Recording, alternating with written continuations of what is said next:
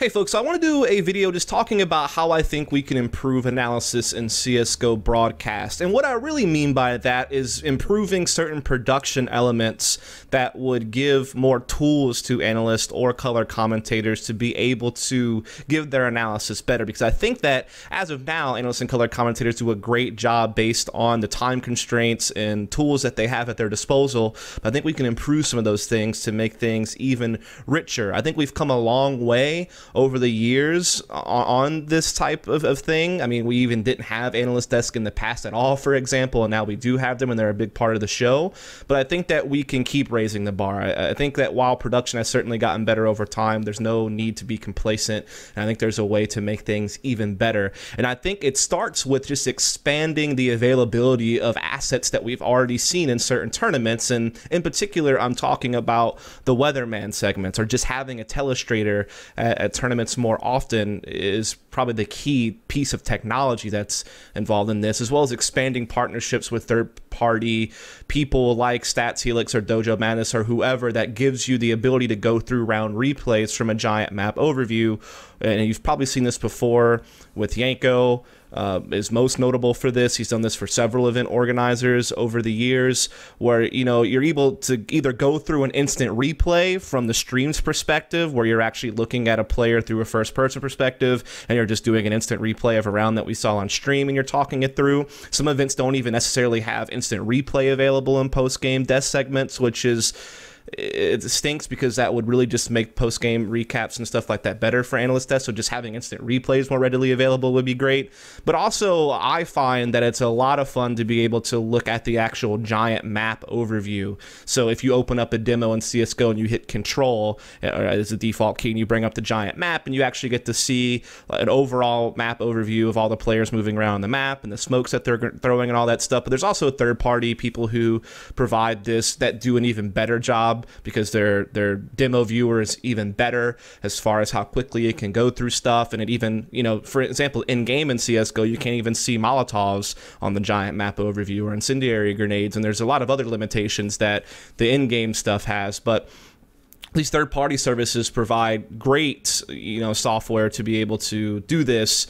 And so you can use it to break down a tactic, break down a key moment in a round, really get into the nitty-gritty of why the match had this particular result. What were the keys to victory? What was the most impactful plays or strategy that we saw being used to win a game? I think after the event's over and we see, interviews or articles or whatever content that tries to talk about a result and talk about how a team did, usually it's painted in much more broad strokes. It's not able to get into the real fine details. I think the best way you're going to be able to do that is during the live match itself or in the post-game segment, to really be able to sift through that type of stuff. So just expanding the ability to do weatherman segments, I think, would be just a start into making analysis better in broadcast. I also think that bringing weatherman segments to the color commentator and to the desk pre-game would also be really huge, because right now you only really see weatherman segments in post-game scenarios. But I think that if you gave the ability for analysts in a pre-game to be able to do analysis segments, or weatherman segments, I think you could also build up some really cool stuff for viewers, because I think it would allow the analysts to better give context to the viewers on what they're about to watch. So say you have Team A and Team B, they've gone through the pick ban phase, and now you know what map is being played. Before you pass it over to the commentators, if the analysts on the desk were able to kind of bring up the map that's being played, let's say Team A and Team B are playing on Mirage. You can bring up Mirage on a telestrator, and a commentator, or the analyst, could talk you through what you're about to see. If they know like what tactics each team's like to run, they can kind of maybe draw those out really quickly. Also, being able to talk about really meaningful player matchups would be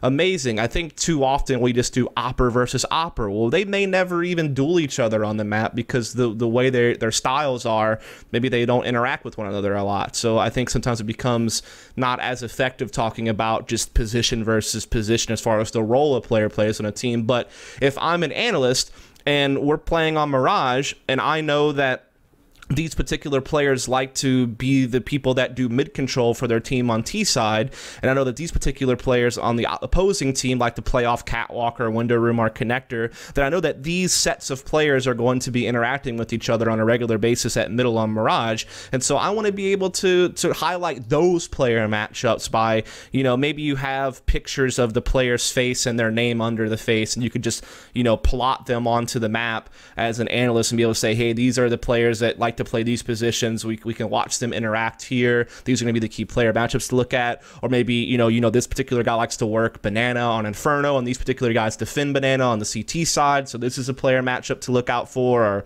B platform on Cobblestone. Just like any type of choke point or entry into a bomb site, to be able to talk about those player matchups and to be able to maybe run through tactics that teams like to use. You basically prepare the viewer for the stuff they might be seeing, and so they can kind of be like, oh yeah, I remember this tactic. This is what they were talking about. I should be looking out for this. I think it just adds a little bit more of a layer to the broadcast to have that available. Particularly, I think, looking at player positions and player matchups, maybe you don't have all the time to be able to sit there and highlight every tactic teams like to use. That's more for the commentator in-game.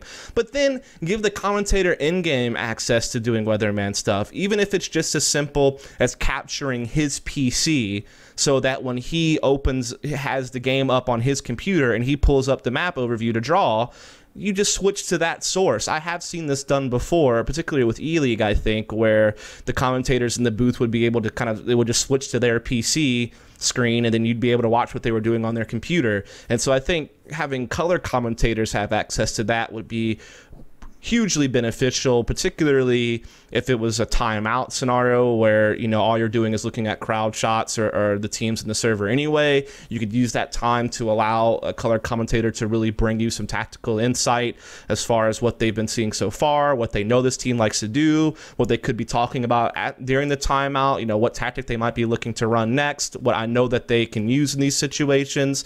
I think it would allow a lot more insight to be shared with the community as a whole from analysts and color commentators. I think part of this is also being able to have heat maps more readily available to commentators and analysts. I have seen heat maps used before in broadcasts, but again, they never really caught on a lot. And I think that heat maps would be so beneficial. So you could sit here and say, we know that Device, for example, is a very dynamic CT opper. What if I could pull up a heat map, on Overpass, for example, a map that I know he likes to play a lot on the CT side, and I can show you a heat map of the positions that he takes on CT side with an AWP and where he gets kills at, and I can show you how it's literally lights up the entire map because he's all over the place, and then I can compare it to maybe the opera he's going to be playing against, and maybe show you that they're not as dynamic. You look at their heat map, it's not as widespread.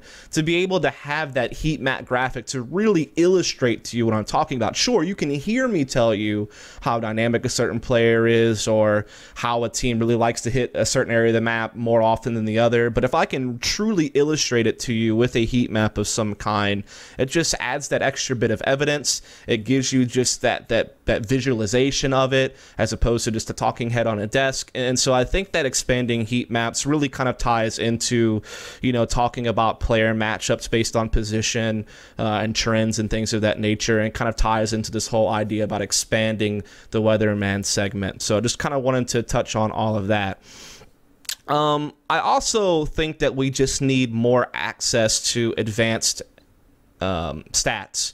Most broadcasts really just talk about KDA, ADR, maybe headshot percentage, first kills maybe, but I think that we have from HLTV all these advanced stats coming out, like flash assist is like the big one I've been seeing a lot lately, but also just first frags or trades, like if a player traded off another player, like they have like an impact stat now that kind of ties in rating with other stats to give you an impact stat, and these could really be beneficial to actually have in the broadcast as opposed to just pulling up the HLTV match page and seeing it. Being able to inject it in the broadcast itself would be spectacular, whether it's just in a graphic that's accessible to the analyst on the desk in pregame or postgame, or really what would be great is if it was available to commentators in some type of live updating graphic or web page that they could visit, because as of now, if you're a commentator in the casting booth, pretty much the only tools that you have are the program feed, which is what everyone's watching. That's what you're usually commentating off of. You may have your own PC to be able to pull up the game itself, and you get in game and you get to spectate and pull up the giant map overview. That's very useful to me, for example, as a color commentator, to get the bigger picture. And you could also bring up like your notes or something if you have an electronic copy of notes that you've typed up in your Google Drive or whatever. That's what I do a lot with the PC at the casting desk. But that's really about it. Maybe you get a preview feed on what's coming up next, but typically it's just program feed, and in a PC you do whatever you want with. But what if you were able to have some other type of screen available, or a web page that the commentators could visit on their own PC, where there's just live stats there, so that if I said, oh, Cole just threw a really great flash and allowed his team to get this entry, I wonder how many flash assists he has this game, and I could just see it. It would just be up there. I'd just be able to look up those advanced stats on the fly and be able to bring you that information. Even things as simple as ADR and such aren't always as easily readily available, at least accurate ones. So having accurate and more advanced stats, accessible to commentators live or to analysts on the desk would be great. I'm not sure exactly how this would work. I've actually had a very brief Twitter conversation with Peter at HLTV, who's usually one posting like his spreadsheet post-tournament or what have you on some of these advanced stats. I've also had a brief little talk with Nomad, and apparently HLTV is open to the idea of having deeper relationships with tournament organizers to provide these stats on the fly, but it's just about being able to hammer away those relationships and get people working together. And I think that this would just be fantastic to be able to get that accessible, even if it's not just a commentator being able to see it, but even if it's like some type of stats guy working on the production team that's able to throw up a graphic mid-game. Like he just heard the commentator mention Cole threw a great flash. A few seconds later, that stats guy, boom, puts out like a little sidebar graph that says Cold Zera has this many flash assists this game thus far. Just those little things are really neat and add a little bit more insight to the broadcast. And I've seen this before, sometimes, but just making this more widespread and more accessible, I think, is really what's most important. So that pretty much does it as far as some of the things I was talking about. Again, just to kind of quickly sum up, I think making Weatherman segments more readily available by spreading, the ability to have teleshaders readily available on the tournament circuit more often is a big part of it. I think making that available pre-game to analysts to be able to give you context on what you're about to watch, or talk about, player matchups that are positionally based rather than just arbitrary ones about Opera versus Opera, what have you, would be great. Expanding heat maps in these situations would also really help out. And this is also going to help out the commentator in-game if you were able to capture his PC feed and allow him to draw on the game and be able to bring you that insight. I think opening up access to more advanced stats to commentators in the game as well as to analysts would also allow there to be that better supporting evidence to really illustrate things for viewers at home rather than just talking about them. And yeah, that's just some of my first ideas. Maybe I'll do a part 2 to this as I come up with more thoughts, but just wanted to share this with the community, get your thoughts. Maybe we can start a discussion. And again, I just want to be able to continually raise the bar, continue to, add tools to the analysts and color commentators toolbox to be able to bring you more insight and just take that constraint away and let them really be able to get out there and going. So hope you enjoyed this video. If you did, please follow, subscribe for more. Thanks so much.